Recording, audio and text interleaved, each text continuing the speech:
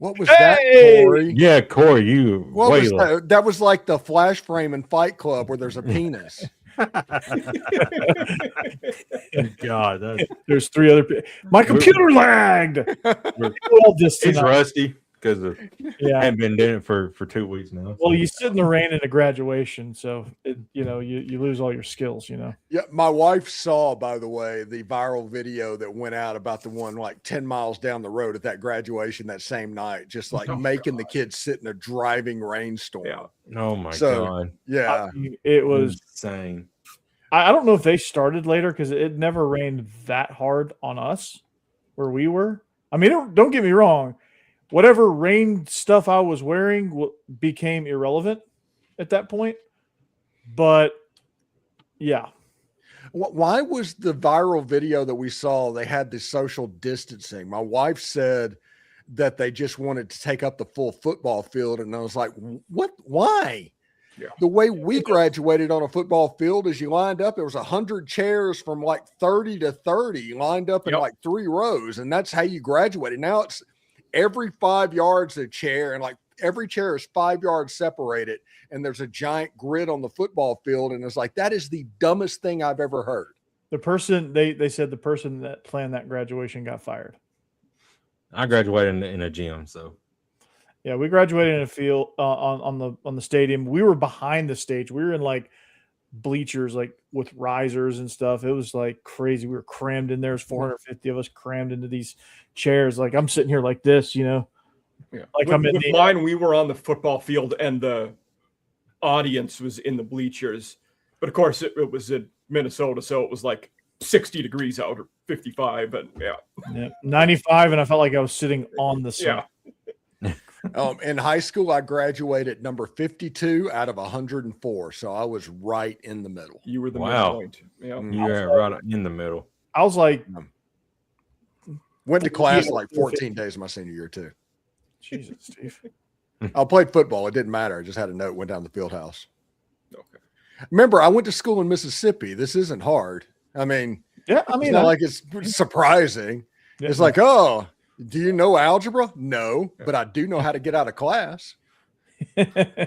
Steve, did you do, after high school, did you do college first or Navy first? College first. Okay. After my 3rd time failing college algebra, I was being serious about that, by the way. I was like, okay, I need to do something else. Yeah. So then I joined the Navy. Okay. Sounds like me. I went to a 2-year college for 5 years and never passed math. My first math class. Nate Bargatze is like, I went to community college because most of us are going to stay in the community. Yeah. I think all told, college alone, I was 15 or 16 years. So a lot of college. Good not. Good Lord, dude. Professional college student over here. Professional doctor. Everything. In my old age, let me impart some wisdom because I'm going to be 50 in a week. Okay. Mm-hmm. Oh. So let me impart some wisdom. I think that between the ages of 15 and 30 years old, the whole goal in your entire life is to not screw it up internally the whole time. Yeah. If you can make it through those 15 years without destroying your life, then after that, it gets easy. Yeah, that's some good wisdom right there. Mm-hmm. That is some very good wisdom because so many people screw up their life. Like I'll see kids that like last year was their first year of college, and I'll just see them like around here, like run into them in the grocery store or whatever, and I'll ask them, and they'll be like, "Man, I've never gotten so much work in my life because high school is a joke, Mm-hmm. And they're like, it's so much harder to fail than it is to. I mean, they make it almost impossible to fail. If you turn everything in on time, you will pass. No, Mike. If you turn in everything, eventually, yeah. Just on time just means by the end of the grading window. Was it 6 weeks and when y'all went to school? Yeah, it was every 6 weeks. It went to 9 weeks when I was in school. Yeah. We do it quarterly now. Yeah. Are you talking about report cards? Yes. Yeah. They graded Steve when I was there. They graded Steve on stone tablets. Mm. Well, yeah, it's like they thought it was 9 weeks. It was based off of the sundial. Oh gosh. Yeah, our they built our calendar to end every quarter on a week-long break or like summer break or Christmas break. Okay. So like first quarter ends in fall break and we get a week off. Mm-hmm. And then second quarter ends at Christmas, obviously. Third quarter ends on spring break, and then we come back. Fourth quarter. Throw them fours up. All about the fourth quarter. Yeah, throw them fours up. Fourth quarter, yeah. That's essentially what we are at Marshall. We're basically the same way. The obviously there's semester long classes, but you also have half semester ones, and it's same breakdown you just mentioned, Corey. Yeah, but like it's weird because we grade them quarterly, but only the semester grades count for credit. And for me, like professor-wise, at the mid-semester point, I have to turn in undergrad grades, but I don't have to do it for the master's classes. So that sounds makes sense. You should work for MNPS because with that system makes things a lot easier. I say that as sarcastically as possible. Yeah. So there you go. Yeah. Yeah. Steve's turning 50. Yes. Yeah. And there was an absolute SEC disaster in Destin. Yay. Yay. This is already out on your channel, I presume, Steve. So no, it is not. That thumbnail is a Saturday show. Okay. Well, some people just got a sneak peek. 38 people just got a sneak peek. Yeah. An absolute disaster. Absolute disaster. Mm-hmm. You know, for a conference that's sure of themselves, you know, you always talk about how great the SEC is. You would think that that conference would not cave to scheduling pressure twice in 6 months because they're mean on Twitter. But we did. Yeah. Danny, I would also think an athletic director wouldn't get surly on Twitter about the conference scheduling them at an 11 o'clock game on a Saturday, but here we are. One of them was very upset about it. Win some damn games. Seriously, this isn't 2024 when Ole Miss was supposed to win and go to the national championship in the playoffs, and they didn't play a night game all year long. Right. And that includes Georgia. Mm-hmm. No, this is Arkansas, who this year might be okay. We won't know what time is, how quick the rebuild is going to be because they don't have clocks. Yeah. Right. It's like to win some games. It's like Mississippi State getting upset because they're on Jefferson Pilot. No, that's the way this works. Mm-hmm. Yeah, you're on SEC. It's like, dude, you further notice. Yeah. It's like, dude, you're the AD. You scheduled the game against Utah. You knew it might be late at night because they were a top 15 team. Bossman and I had a heck of a conversation about this earlier. We're ragging on Hunter Yurachek for getting upset about scheduling times. Oh, God, that's so funny. I mean, a guy that does this on national television. Yeah. Yeah. Do we expect anything less? Yeah, just win some games. Go to a game. Just go to a bowl game. Yeah. Just go 6-6. I don't care if that bowl is in Memphis. Right. Just go to a bowl game. That is Ryan Silverfield's job this year, is to go to a bowl game. You can worry about the next step when the next step comes, but worrying about this after the year they had a year ago, right? They're lucky the game's not at 9:30 on Peacock for as bad as they were a year ago. I mean, it's stupid. Like it should be an ESPN Plus game if they put out the same product on the field. It's ridiculous. Win some games, then you can worry about the fact that ESPN and Disney and everybody's being mean to you. Until you win games, yes, you're going to be in that slot. Ole Miss versus Vanderbilt was the JP game of the week for 2 decades. If you listen to our crossover, Steve, not anymore. Yeah, not anymore. We don't have to worry about the Ole Miss Vandy game to be scheduled at 11 o'clock this year. What's funny is he's like demanding it to like be fixed like now. I mean, it's just so funny. You will fix this. Yes. Okay. I'm like, good God. I'll get right on that. Yeah. Good gosh. Yeah. I'll get right on it. I think he's trying to get fired. I think he's purposely trying to get fired. He's like, how am I still the athletic director? How's he still ever, the CFP? Yeah. It's not like it could be like Ross Brewer, who just fails up more than anybody else in college sports. It's amazing. Either him and Lane Kiffin. I mean, good God. Right. Breaking news: Roger Goodell is retiring, and Hunter Yurchek is going to be the next commissioner. Of the God. It'll be Ross Bjork after he leaves a trail of destruction all along the way, and all of a sudden, Ross Bjork will be the commissioner of the Ohio State. Yes. Yeah. It is the dangest thing. It was one of those funny things too, where you could kind of see the writing on the wall when the fan base is like, "Oh my, please, thank you, take him." And A&M fans by the end, we were like, "Get him gone, please go to Ohio State, enjoy." Yeah, that was the whole thing. Whenever he went to Texas A&M, Ole Miss fans are like, "Yes, thank goodness." And I didn't know that until a couple years in, and I remember asking Ole Miss people, they were like, "Oh, thank God you guys took him." Yeah, we couldn't get rid of him.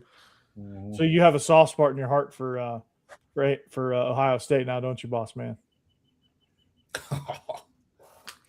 And when Texas was not in the SEC, when they were in the Big 12, I don't know why, but I got a hatred for Ohio State. I can't stand them. I'm sorry, I can't. Andy, man, I love you if you're here tonight, but I can't stand them. They're basically Texas. I think it's the same program. They're Midwest Texas. They're Midwest Texas. Yeah, that's a good way to put it. But they do have a recent, national championship. Texas don't, so they do have. My goodness, Texas and Ohio State, when they play each other, how big of a douche off is that going to be? Oh my goodness! Yeah. Like there might be randomly 6 Matthew McConaughey's at that game. Hey, I tell you what, Matthew McConaughey's slipping. He's down in at least second place, or at best second place, because Nate Bargatze is now on the board of trustees at Vanderbilt. No, he's on the athletic committee. He's on the athletic committee. No, don't ruin the example. We'll let facts get in the way. He's There's a big difference in institutional power here, depending on what we're talking about. Well, hey, but I will say this.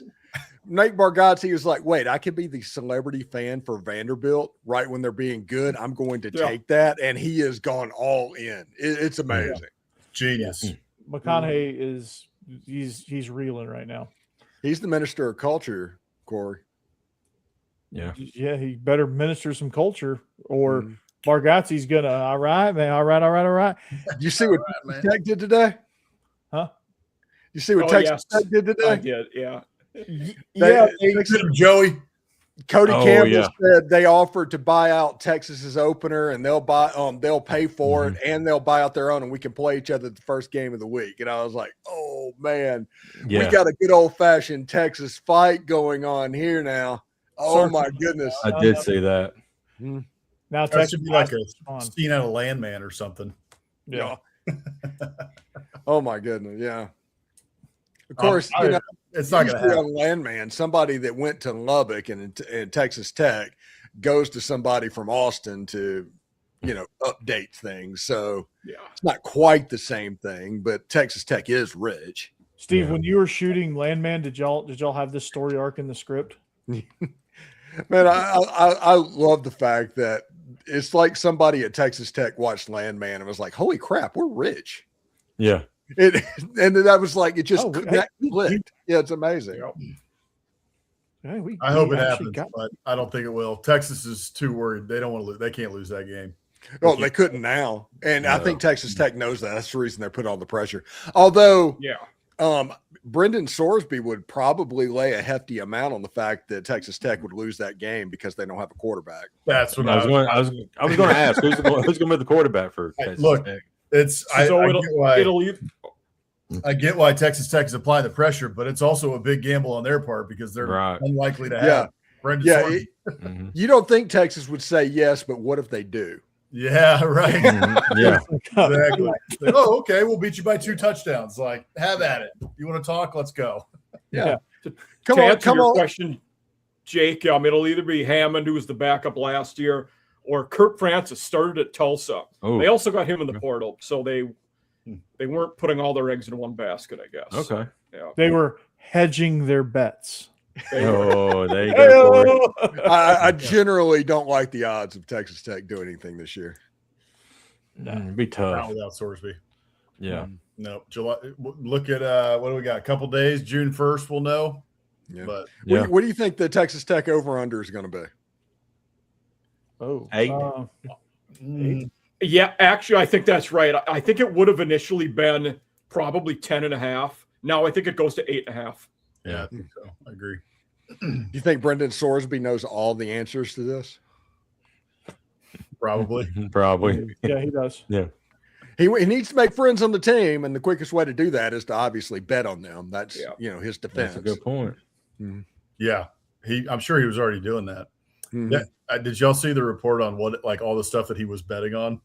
It's Yeah. unreal. So awesome. Yeah. It's like, I mean, legitimately like Turkish handball and like, cricket. I mean, he's betting on everything all around the world. He just had his TV tuned to Ocho and was like just going on a live. Like bet. he was one of them. Wasn't he in the stadium at Reds games betting balls and strikes pre-pitch? Yes. Yeah. I mean, look, I hope the kid gets over it and everything. I know he went to like a 30-day inpatient rehab or something for it, but like that type of gambling activity is exactly why they have the hotline at the end of all these commercials. Yes. That is the addiction right there. Listen, I don't know why he had an inpatient rehab. That's not something. What do you do at inpatient? Yeah. rehab? I don't know. You know, I It's like, did they take his phone away? Did they give him a Motorola Razor and say, you just make do with this? I would think it's probably the opposite. It's probably like they put it in front of you, easily accessible, and they work on your impulse control to just not do it. Good point. Every time you click bet, you just get a smack over the back of the head. It's like that South Park ADHD, what they used to do back in the 90s. Yeah. Mm-hmm. It's like getting a rat off of like the sugar water or the dopamine or something. It's like they only give you a little bit at a time. You know, it's like you can they don't do anything throughout the day, but they give you a little time at night to hit the slots, and then you got to go to bed. Right. What are 30-minute window. What are the odds that he bet on like the paper football games in the cafeteria while he's in rehab? That's a good point. I'll bet you $5 I'll win this game. Mm-hmm. Yep. Let's go ping pong. $1 a point. Gosh. He made 10,000 bets. That was one thing. Good night. That is wild. That's crazy. By the way, there's absolutely hilarious people comparing his defense, his stupid defense, with Pete Golding, what he did. They tried to literally compare, and it's like, what are you doing? What are we doing?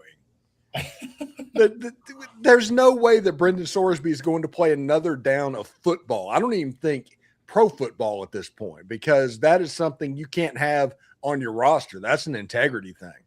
Mm-hmm. That's a good point. Pete Golding did what everybody. I mean, except if you're in the NBA, then they just suspend you for a couple games and you come back.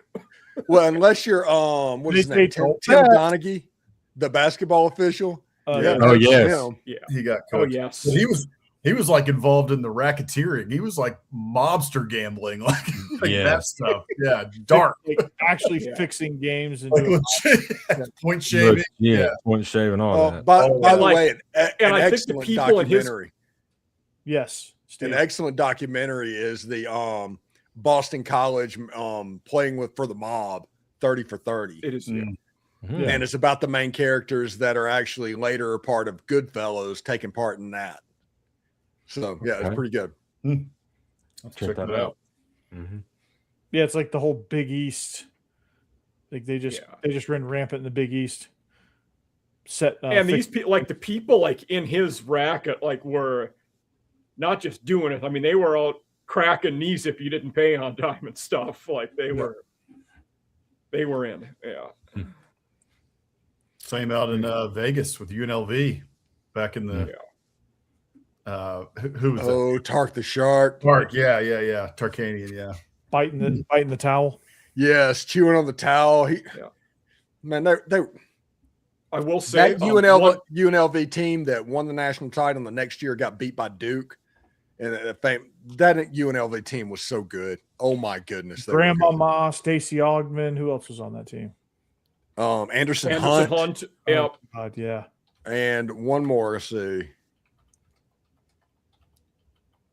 There were 4 players that ended up going to the league, I do believe.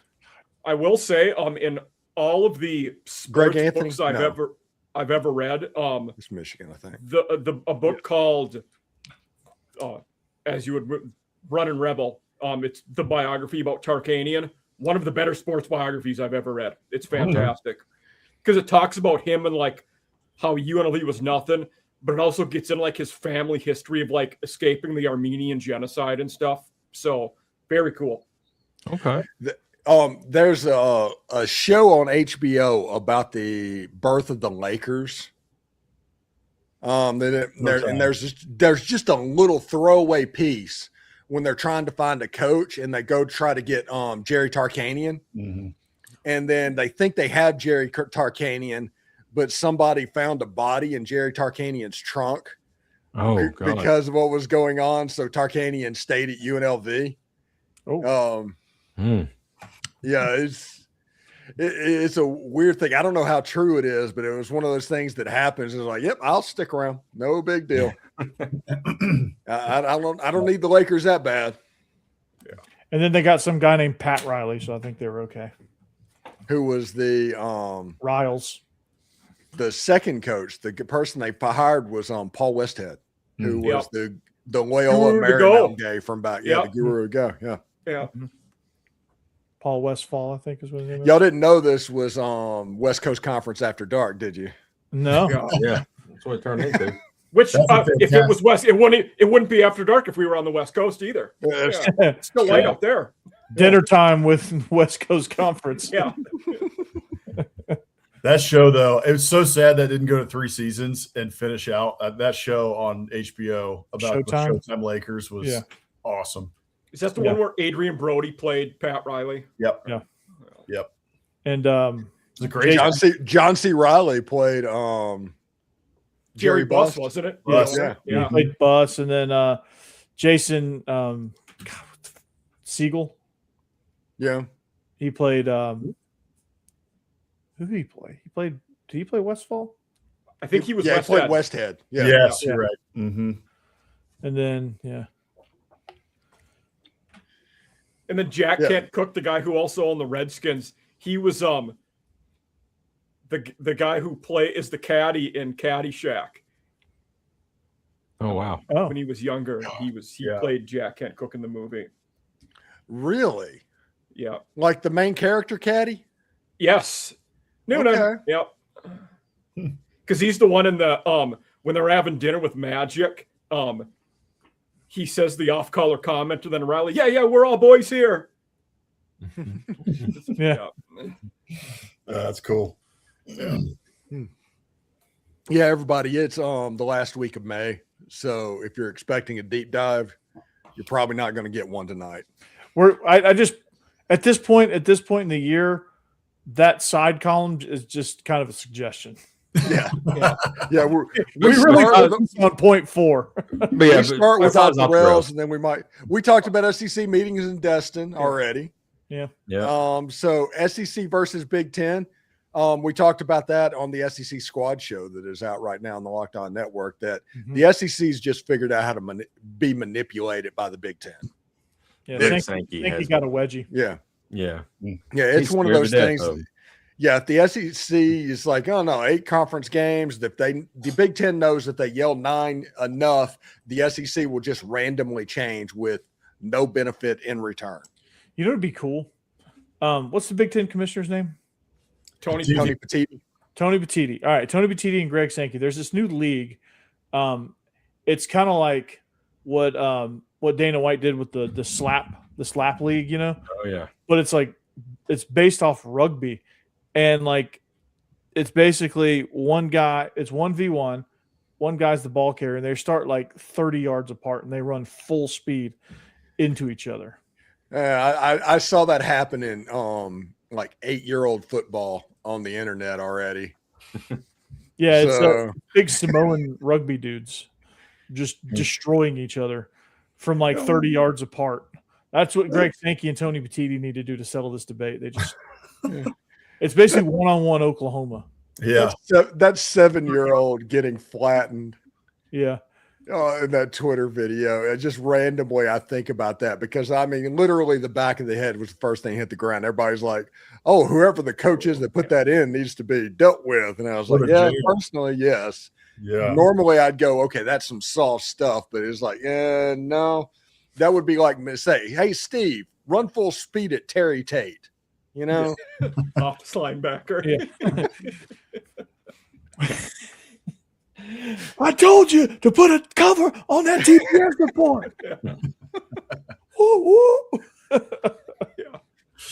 Had the breathe right strip on his nose.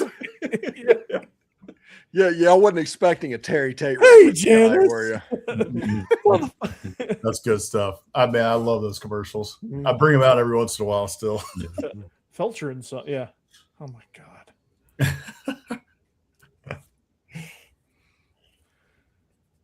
Yeah, so that's how they need to settle their debates. Yeah. I think Actually, like 8-year-old bull in the ring style. Yeah, the SEC has had 18 months of absolute just decline. Yeah. To the point where 18 months ago, they were the biggest thing in college sports. And now even the Mountain West is just stepping around them and going about their business. Do you think that's a failure in leadership of Sankey? Yes. What is it? Yes. Yeah. I think it is 100% them not recognizing the tides of what is happening across the country. They watch it just means more commercials and they just believe it. Mm-hmm. And they're not doing anything about it. And they're not doing anything. They're just resting on everything. And the Big Ten's doing whatever they can to win in absolutely everything. And now the Mountain West. You want to talk about soft power? The Mountain West, the MAC, the Big 12, the Mountain West ACC. becoming the Pac-12? Some of them are. Some of them are. Hey, North Dakota State's going to be FBS this year. That's right. Yeah, so Sacramento State, they both are. It sucks though, because they dominated FCS so much. Like, who's left? Like, I guess we got the other Dakota schools in FCS. Yeah, South Dakota's really good. State. Montana. The Jackrabbits. It's basically going to be, that Big Sky Conference. Yep. I think that's where we're at right now. Like Big Sky, Missouri Valleys. Yeah. Montana State. Yeah. So the SEC piece of it, do you feel like, this is a question for the group, but is Sankey getting outmaneuvered because the Big Ten is now creating allies outside of the SEC in order to pressure the SEC, and he should have been making those alliances with the others, or what is it that he should be doing differently? He's being reactive and not proactive. He's not ahead of the curve like he used to be. Like the SEC used to be ahead of the curve. They used to set the curve. Right. They're not setting the curve. Mm-hmm. And the Big Ten is very homogenous and unified now. The SEC is not. You don't see Big Ten head coaches and ADs running their mouth, talking about different plans and so on. They pretty much all fall in line and say the same thing. The SEC is not doing that. That's true. Also, if you want to look at the biggest failure by Greg Sankey was about 5 years ago. Everything started to turn, and there was a visceral hate towards everything the ESPN and the SEC. And it just over and over again, making fun of the SEC. And then all of a sudden, the random fans started following in with the Big Ten and all of that. Now, the Big 12 and the ACC is in with them. In this 2014 playoff prediction that everybody has, there are literally like 6 ADs that would not vote for a 2014 playoff. And Greg Sankey acts like it's an absolute certainty that it's not going to happen. It's an absolute loser of a position for Greg Sankey because of his overlords at ESPN. Mm-hmm. There's literally 5 athletic directors that are against this nationwide. Everybody in the Big 12, ACC, Big 10, all of the G5 conferences, 9 people in the SEC, that's over half. 5 people want to keep it at 12. And Sark wants to take it down to 4 because, of course, that's the most ridiculous, douchey thing anybody can do. So, of course, Texas would be at the forefront of that. But amen. But yeah, there's 5 people against it, and Greg Sankey's acting like it's an absolute certainty that they're not going to do it. We don't have to do it. Yeah, that is an organization that doesn't know that there's been a sea change yet. It hasn't hit them yet. Yeah. I would be curious to know among university presidents and athletic directors in the SEC what their feelings of Sankey are and how secure he is in that job. Because as a member-based organization, as a conference, he's kind of at the will of what those university presidents want to do in terms of, is he still in that role? Yeah. And when you consider, like you said, this is a fractured conference right now. Yeah. Can't really keep people in line what's going on. You got LSU taking pot shots at Ole Miss about racism from 60 years ago. You got Sark talking about basket weaving courses at Ole Miss. Sankey's having to answer questions about potentially disciplinary actions against their member institutions. That doesn't happen under Mike Slive. Mm-hmm. I guarantee you everything is solved with a phone call from Mike Slive. Right now, everybody, the inmates have the freedom they feel to run the asylum, and that's exactly what's happening at this moment. Tony Petitti's not answering those questions. He's up there talking about how we are growing and we're getting bigger. Mm-hmm. Yeah. And the institutions are like, all right, Petitti, you got it. Whatever you say, let's roll. Yeah. And everyone's looking at Sankey like, you dork, come stop me. Yeah, this was don't tell me about playoff metrics about how strong the SEC is. And in my opinion, and I think this is everybody's opinion, this was all started by Texas when they came to the SEC. Because we got stabbed in the back by Commissioner Sankey, and then it just snowballed from there. So, as always, you can blame it on Texas. They're the ones that ruined the Big 12, and now they're ruining the SEC. Attaboy, boss man. Thank you. All right. I'll be back to my unbiasedness. Yeah, he earned his ring tonight.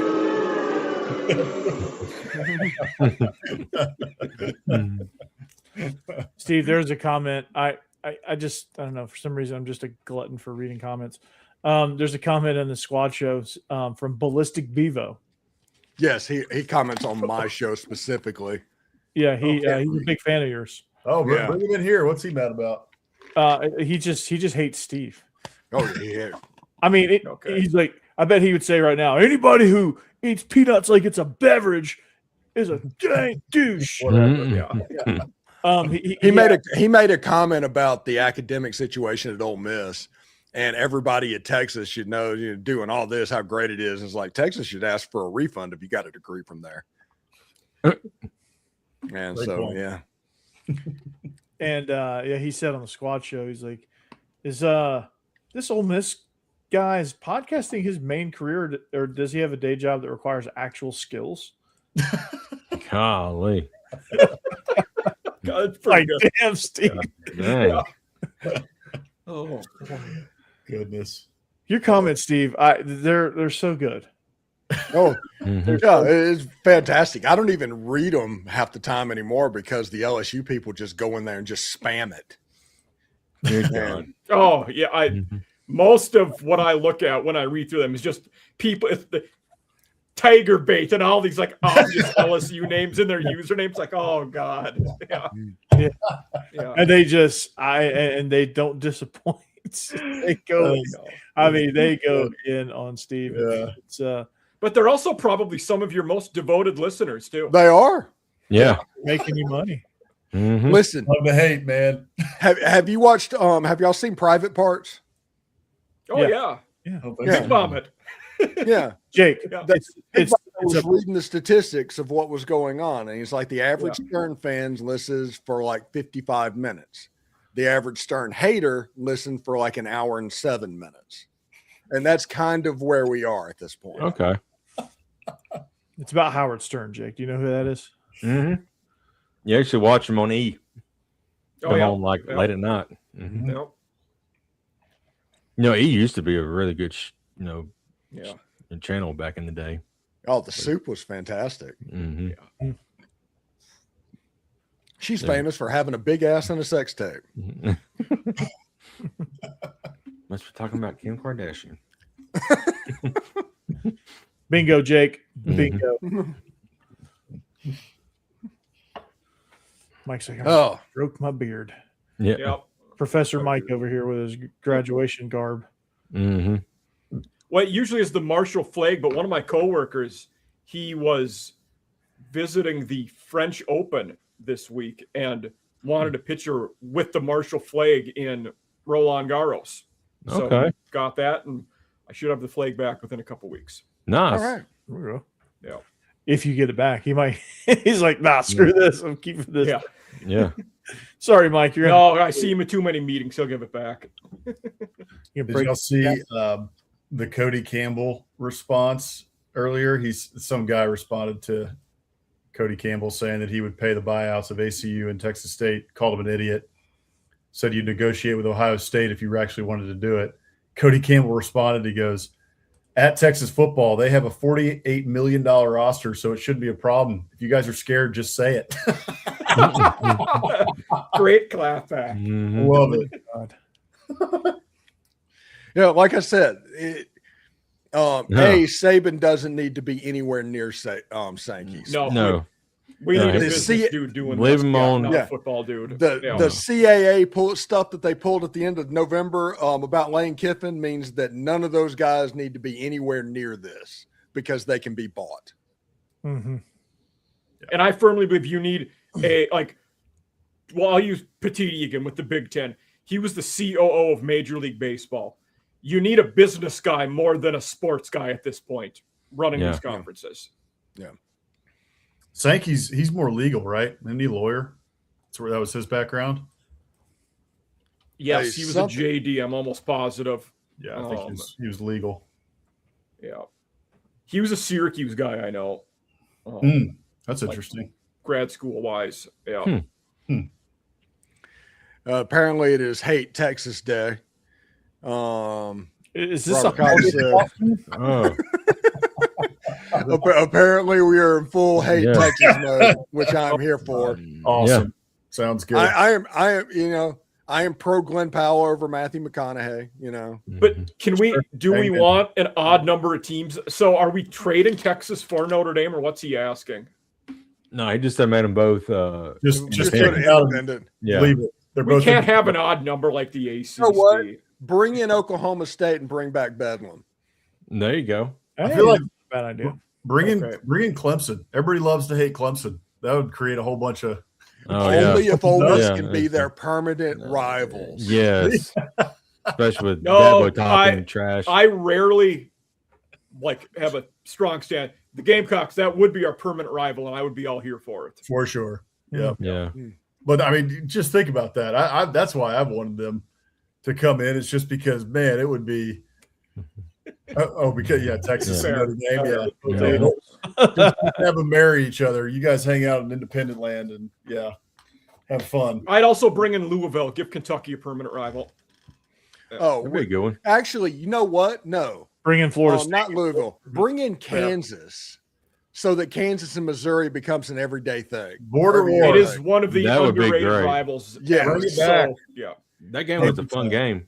Last year, Mhm. I believe they had a field goal kicking competition to where a student got called down to try like a 30-yard field goal, and he intentionally shanked it towards the bench of the Kansas players just because that's how much they hate them. Yes, I want that game. And Kansas basketball would help you out there. Yeah. There's something. I mean, baseball's Kansas, in the regional, so I mean they have value. Yeah. Kansas, Missouri, and then UNLV, Nevada. There's something about the rivalries that actually date back to the Civil War that just make them more intense. Mm-hmm. Oh yeah. Yep. North Carolina, Virginia. People forget about that one. That one's Mm-hmm. that one's got a lot of hate there too. Yeah. Vandy and Ole Miss, lifelong rivals. Lifelong rivals. I'm glad that Yeah. game's back, by the way. Yeah. The JP rivalry. JP game of the week. Yep. What was JP? I understand you mean it was like a lower game, but Jefferson Pilot Sports. Yeah. Okay. That was the 11 o'clock game on Saturdays with the 3 days. Like the 3 days, like the 4th or 5th game selected. Oh, okay. Yeah.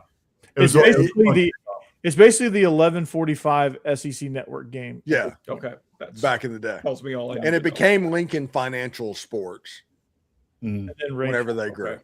No. It was I think it was regional too, right? Because they did have a contract too. I mean, where we were in Virginia, it was ACC. Like we would get like, you know, Georgia Tech, North Carolina, or whatever, you know, in the early games. Yeah, they had that like just like 4 years ago or something like that. They were still doing it. Even still? Wow. Yeah. In the Midwest, WGN had that. So you'd see a lot of Northwestern, Purdue, Illinois, Indiana on at 11 in the morning in the fall. Yeah. Bob that head. Yeah. Since we're talking about football, go ahead. We're talking about Rascal Flats, buddy. We're talking about Rascal Flats. Well, we ain't been talking about football, but a real band. So far, 3 games have been, TV schedules have been released. I hadn't looked at them all, but any of you guys got any night games early on? All of Ole Miss's 3 games are night games. Cool. Okay. I don't have a single clue. I think Vandy. We're the opposite of Arkansas. I think Vandy plays Austin Peay at 6 o'clock. We got 11 o'clock kickoff against Eastern Carolina, then 2:30 Kentucky and 2:30 Florida State. Wow, you guys are developing the Ole Miss schedule. I'm gonna tell you the same thing I told about Arkansas. Win some games, buddy. Yeah. Gamecocks. Gamecocks hosting Kent State in week 1 is not a night game. I know that's shocking to you guys. Kent is not a state, by the way. Yeah, Kent is not a state. Yeah. Kentucky is. Kentucky is. I'm just glad we ain't got to go to Kroger Field at night. So I'm man, you just don't just get out of Kroger Field at night. Yeah, I know. Yeah, they've always said that. Yeah, you leave it in a bag. That's kind of like Sam Levitt and Mississippi State. You just don't throw over 100 yards against Mississippi State. Gamecocks, Mississippi State is the 4:15 SEC Network game, week 3. Okay. Yeah. Ooh, really? Oh, wow. Yeah. That's usually the spot where they want to hide the game. Yeah. No, I think that's a Mississippi State thing, not a South Carolina thing. I think South Carolina offense is going to be really good. Yeah, they're going. I think they're a sleeper team this year. That's the same day as LSU Ole Miss, so that's going to be the prime game. Right. Yeah, and they also did Auburn and Florida, which is going to be a great game at the same time as Ole Miss and LSU. Oh wow! Nobody. Yeah, that's the ESPN game. Is that the same day as Bama Florida State, or is it a week? Yes, that's the 2:30. Yes. Same day. That's 2:30 game. Yep. Jesus. Yeah. And at 11 o'clock is the Arkansas Georgia game that caused everybody to get in their fields. Arkansas would have a shot against Georgia if only they didn't have to start at 9:30 p.m. the week before. They've already lost the game. Yeah, so it's already over. It's over. Yeah, they've already lost the game. They're going to lose by 6 days of rest. It's over. That is a scheduled loss. Never mind the fact that you're playing Kirby Smart, the best coach in college football. Arkansas would have won that game if they'd have had a full 7 days of rest of like at least 8 hours of sleep every night. I think. Go ahead, Mike. TV wise, too. Are we going to be watching Arkansas, Georgia? Or are we going to be watching Arizona State versus Kansas live from Wembley Stadium in London? Same time. That'd be one I'll be watching. Yeah. Wow. Arizona State and Kansas are playing in London at that time. Do you think Arizona State can throw for 100 yards that game? Yeah, Connor Boley's going to be legit. Yeah. They also got two of the best portal receivers in the country, too. Well, last year they had a first-round receiver, and they still didn't throw for 100 yards against Mississippi State. Yeah. Right. Don't worry. This is a bounce-back year for Kenny Trillingham. Yeah. Kenny Trillingham. Nice. New nickname. All right, in stream. It's over. Yeah, Book it. We just won the internet. Show canceled. We can't get any better than that. With Texas Tech now dealing with the Sorsby fallout and an unstable quarterback room, Arizona State going to the playoffs next year would not shock me. Playoffs? They can't because Sam Levitt went to LSU. Yeah, I don't think y'all understand how dynamic of a passer this guy is who couldn't throw for 100 yards against Mississippi State. Thank you. How was he the number one portal? Yeah. But With a first round wide receiver. With Hey, a first round wide receiver and a running game. Yeah. But Boss Man, answer me this, or Steve, answer me this. Cataboo. Look at the list of QBs that were in the portal. It wasn't outstanding. Who would you have had higher than him? Trinidad. Oh, wait. Never mind. In the portal last year. No, Devon I'm saying Williams. they tried. They tried. That was the joke about that. Everybody tried to get him into the portal. I don't who was in the, I don't even remember. DJ was and Darian Mensah. Mensah was way later though. That was he was those the guys had committed by then. But fair if you're saying okay. I don't know if I would take Sam Leavitt to win an egg race. At this point, I'm not. Josh Hoover's one. He's decent. Yeah, he's okay. He went into he was okay, but not great. Exactly, 100%. Yeah. Like if Damon Williams would have been available, he would have been the top quarterback in the portal. Yeah. Right. Yes. And Josh Hoover also might be a genius because he's going to make him look better, like it did for Mendoza. So Hoover might have made himself millions of dollars by going to Indiana. Alberto Mendoza going to Georgia Tech. I mean, come on, guys. I mean, hey, they've got Justice Haynes. Haynes. They got Haynes. They gave it to Haynes. I mean, see, this is what's crazy. I mean, I get Leavitt because of he would have been high no matter what. I was just surprised he was number one, but the rankings for the portal are just crazy. I know Drew Messemaker is a good quarterback. He's got a 5-star rating. Yeah. Is he really a 5-star? I don't know, man. That's a little bit. This is the thing that I tell you. There are two people that rate players in the transfer portal. 3,000 players. There's two people that rate them.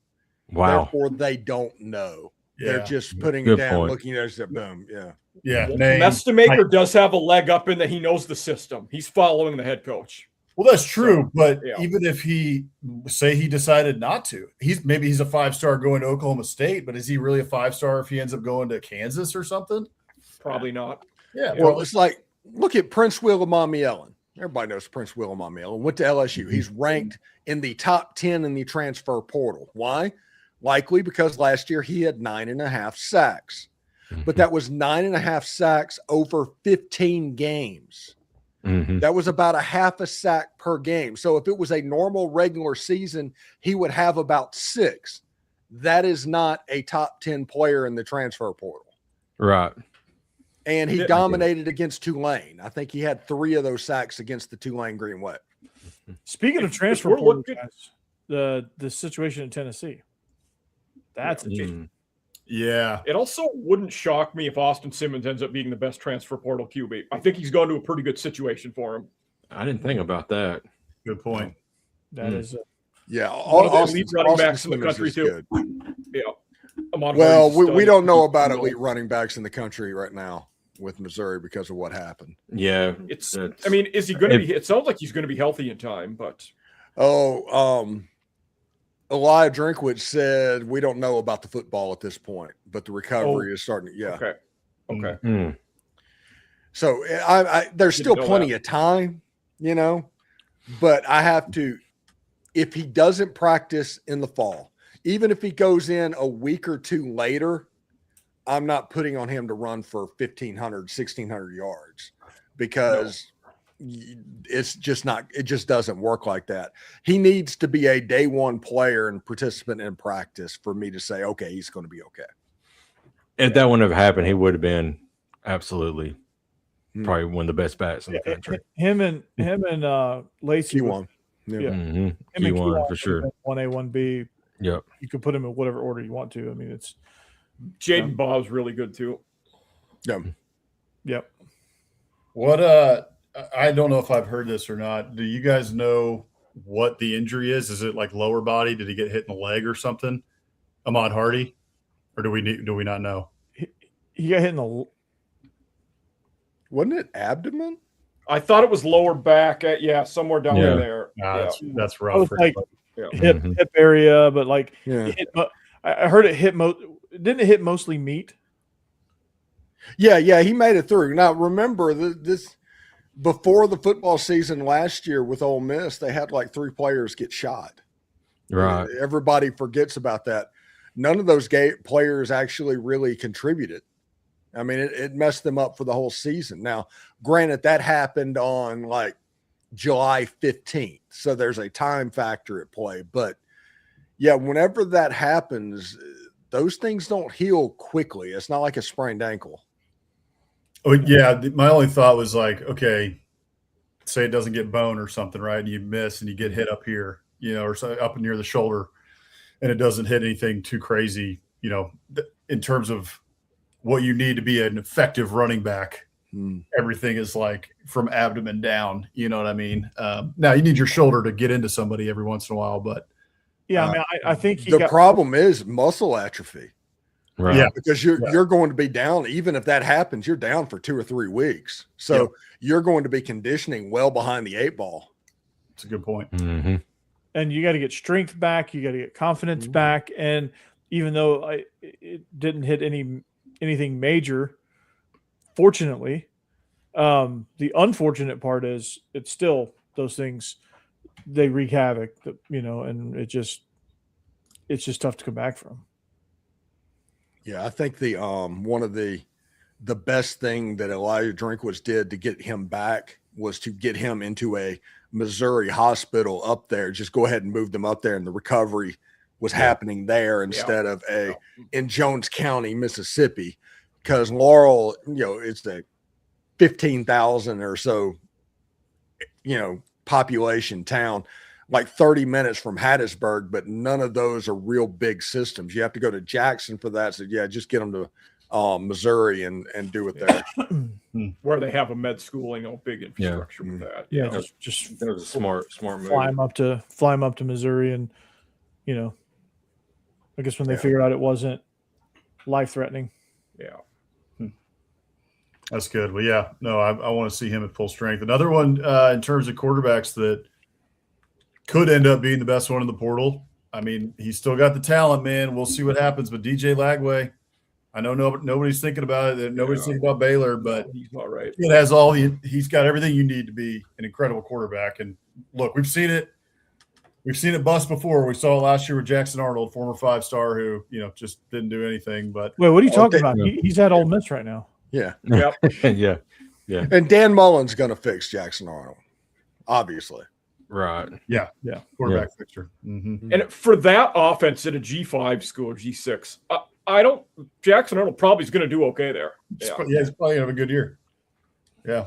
Honestly, if Dan Mullen just goes back to what Chris Relf did at Mississippi State in like 2009, that time frame, he's going to be good, because that was a whole bunch of QB power, QB counter, and all that stuff. He'd be very good at doing it. And then all of a sudden you hit play action and hit wide open wide receivers. Yeah, I think he has a chance to be pretty good. Yeah. 2 QBs that are kind of under the radar that I like, both non-SEC guys, but Jaden Craig started at Harvard for multiple years. He's at TCU now, replacing Hoover. He's a big-bodied guy, 6'3", 230. A lot of people thought he'd go in the draft last year, but he's going to TCU for a year. And then Katenhauser, who was very good at ECU last year, had been at Michigan State before that, but he's going to Illinois. Okay, I need to correct you on this on Hauser. I think ECU last year low-key had a quarterback problem. With him? The stats were good and all that happened. But how many touchdown passes he had? Probably 30 over the course of the season. I watched full games because obviously I'm watching that because of the John David Baker stuff. And at least 3 or 4 times I saw wide open touchdowns just missed. If there was a pass over 15 yards downfield, he struggled. And what it was completed, it was because the receiver made a play. If They did have the best receiving crew in the G6. I will say that. Yes, they were unbelievable receivers. Yeah, you just had to get it close, and I guess to Hauser's credit, he did. But there was a lot of time like overthrows on post when the wide receiver was 5 yards behind the defensive back. And he threw a hospital ball to Javante Connor in one of the things that I looked at, where all he had to do was just kind of put it on his face mask, and he tried to layer it and put too much air under it, and it was a hospital ball, and thankfully the safety didn't realize it, and they both went up for the ball, but it could have been bad. He's at Illinois now, you said, Mike? Yeah. And he ran for quite a few touchdowns last year, probably close to double digits. Yeah, I imagine that Brett Bielema, there's going to be a nice little play action element and all that. I think he will end up doing pretty well. I just don't expect him to push the ball down the field because that is not his strong suit. Mm-hmm. And that's not what Illinois has been doing. With Altmaier, they weren't really doing that either. Yeah. So, yeah. I mean, he's a pretty good quarterback if it's 10 yards from the line of scrimmage. Quick game. He's really good at quick game. He can get the ball out and put it on you. That's a strong suit. Yeah. Unfortunately, I've just become a Hauser expert because of the ECU film by John David Baker and all that. So, yeah, I've seen way more about Caden than I should. So the play designs are good. Yeah. So they have some air raid stuff. I see them run 6 from time to time, 2 or 3 times a game. The old Mike Leach play. Yeah. They run a lot of mesh concepts, but also have some zone breakers.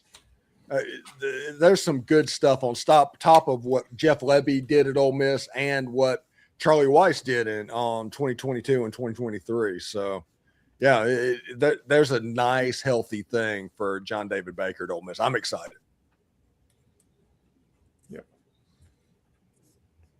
How excited are you guys to have Coach O back in the SEC? Steve's thrilled. I found Mike Leach's play sheet. Yeah. Yep. Found on the ground, right? Yeah. All right, here we go. We're gonna oh hell, just run 6. Yeah. Mm-hmm. You just see them running. It's like, is that a seam shot or are they run an actual 6? Yeah. Probably 6. I love that, and I love that every now and then there's just going to be a mesh concept that happens. And with Javante Connor and those guys, or not Javante Connor, Jonte Cook and Deuce Alexander crossing, it's they have a chance to be pretty much a weapon in the passing game this year, especially when you consider how elusive that Trinidad Chambliss and that is. Mesh is my favorite play. Love mesh. Love mesh. Yeah, we talked about that. Yeah. I mean, be better than what they were under Gundy in that last year. Yeah, that's true. Sure will be. They really struggled his last 2 or 3 there. Yeah. The Ole Miss's 5th string quarterback. Never going to see, if even a blowout, he's not going to see the field. Started a game at Oklahoma State. It's wild how Oklahoma State and Stanford, like sometimes you see gradual declines. Oklahoma State and Stanford were both like 9-10 win teams and then instantly became 2 or 3 win teams overnight. I mean, David Shaw just fell apart and Gundy then did the same. It's quarterback play, right? I mean, that's a big part of it, but like with Stanford, I think it was more not developed because they were recruiting elite O-linemen, lots of top guys. Then these guys totally flopped and they weren't developing anybody. So I think they might have got complacent with the guys once they got to campus. And then Gundy was like, "Yeah, I bet you won't fire me." I think Gundy was very frustrated. I think it was structural at Oklahoma State. I think he was like, "I'm not getting enough to recruit or to win in this NIL era, blah, blah, blah, blah, blah. And so to hell with it. I'm just going to do the bare minimum basically and, get out of here, be done." But he's a man. He's 40. Yeah. Some of it, though, is Boone Pickens died. Well, right. I mean, absolutely. Huge part of it, honestly. And I think, I mean, it was even, I forget how, when they were looking to re-sign him, I remember there was already talk about, like, basically, do we just need a new fresh start? Right. And then they signed him to an extension. So it was already kind of like contentious. I think he just worn out his welcome. And then you get the fact that the structural stuff was there, that it was a whole new era of college football. And he was just like, whatever, And I think in that job, it's normal, 20 years, very few guys last that long. Oh, yeah. It's people to just need a restart and not be in the same job anymore. Yeah. Kyle Whittingham might be the same way with, leaving Utah for Michigan now. Yep. I think you're right about that. He screwed it up. I think maybe it was partly because it was his alma mater, Yeah. So it's tough to leave. But if he had to do it over again, I bet you he leaves like 3 or 4 years ago instead, because then he can do what Whittingham did, right? He has more of a pick of the litter of what job he wants to do next, where now he's kind of like out in Siberia. And you leave after the Spencer Sanders, Ollie Gordon year when your team was really good. Exactly. Yeah, and don't leave him hurting like he's not okay state is now. Yeah, they're downright pitiful. Yeah, Utah's probably still going to be fairly good without Whittingham. Just Scalley's been there. He'll be all right. My favorite thing is the Oklahoma State coach is like, yeah, we need to schedule Oklahoma and bring back Bedlam. And I was like, you sure about that? Oklahoma's like 90-11 against you. Yeah. I got to say it though. You can't, when you're asked about it, you can't say you don't want to play him. The crowd will never forgive you for that. Right. Yeah. You got to say anytime, anywhere. Spot. Unless you're Hunter Yurachek. And then it's anytime, anywhere, but only if we have 7 days of rest. Yeah. And we also don't know what time it is. So whenever we show up. Yeah. Hey, before we get out, we got to answer this question for Rick and Bonnie. What do we do to bring the SEC back on top? Win national championships. Just freaking win. Win games. And winning has to be the most important. One doesn't do it. Has to be a few. Yeah. Mm-hmm. I make it to where winning is the most important part. I think not just being in the SEC. Yeah. We also can't have most of the conference get our ass kicked by the Big Ten in bowl games. That doesn't look good. And you can't have one of your top dogs get beat in the first week of the season against Florida State, who went 2-10 too. Sorry, Bama. Just what it is. No, that was the year before. They weren't that bad last year, Jake. They won 5 games. Still, they were still 2-10 at one point. We got beat. We got slaughtered by them. Yeah, I think he's just got to start standing up again. It's like you said earlier, Corey. Like we used to be ahead of the curve, set the curve, and now we're behind the curve. And so, I think we just got to get a little bit more innovative again, and also start sticking up for ourselves. Like the whole thing with the playoff. We talked about it a couple shows ago. I don't know, a couple months ago. Whenever the whole thing, Sankey needs to stick up for us. That's what I'm saying. Yeah, he's not. He's not going to do it. Me on the playoff thing with the Big Ten. That was the start of the slide. And or maybe it was the end, but from the outside looking in, it looked like the start of it. And here we are now. So stick up for the interest of the SEC and don't apologize for it. And that's kind of where it feels like we are. So we're apologizing for it and trying to play nice. Stop doing that. Get a 24-team playoff and put 8 teams in it every year. It is not hard. That's what you I hate the 2014 playoff, but I get it. I know what you mean. I get it too, but I hate it. It is. We are where we are. Yeah, there's literally 5 athletic directors in the entire country that don't want it. It's going to happen. And Jake, so just take it, plan on dominating, figure out how to dominate it, and then dominate it. That's it. Go back and smack the Big Ten, give them a wedgie, give them a swirly, and throw them out. All right. That will be that is easier said than done though. They probably have, you could argue the 3 top teams going in early. Certainly 3 of the top 6. I mean, their top teams are good right now. I'll give them that. Mike, it just means more. Yeah. Shut up. Okay. Yeah. Okay. Yeah. Don't bring logic into this. We're rolling, dude. We're rolling. All right, 2 minutes. Yes. My 2 minute soliloquy on why the SEC is going to be back this year. No, thanks for joining here. It's SEC After Dark. We're back and better than ever here. We're off the rails at this time of year. So if you came in to hear some legitimate football talk, you did get some of it, but we were off the rails too. So joining me in this magical mystery tour we call SEC After Dark. That's a Beatles reference.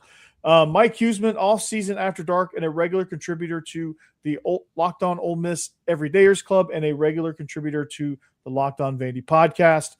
That is Mike Huseman, who just successfully cut a YouTube short today. So congratulations on that. Nice. So there you go. Central Michigan this week, UMass next week on Off Season After Dark. Beautiful. We got one half of Biscuits and SEC. We got Boss Man Hammer is not pictured, but actually, you know what? He is pictured. Oh yeah, there he is. So we got Biscuits and SEC. Mhm. It's such a phenomenal show. You guys should get on that. And we just need to convince Hammer to get the full Fu Manchu. All right. That is Stephen Willis. Love it. Locked on Ole Miss, the most watched Ole Miss podcast out there. Probably the greatest thumbnail ever. Yep, that's tomorrow's show, by the way. This is awesome. me trying to figure out how to top that. and here's all the LSU fans. Yes. Lurking in the comments. Yep. Lurking in Steve's comments. Yeah. There you go. I appreciate all of my everydayers. Mm-hmm. There you go. They're just big fans. So there was another one. Got some more subscribers today. I saw the emails. Yeah. Boy. There you go, Steve. All right, and that's Jake Thomas, Bama After Dark, Tide Talk Live. He hosts Tide Talk Live with Stacey Blackwood. Your double shot of Alabama.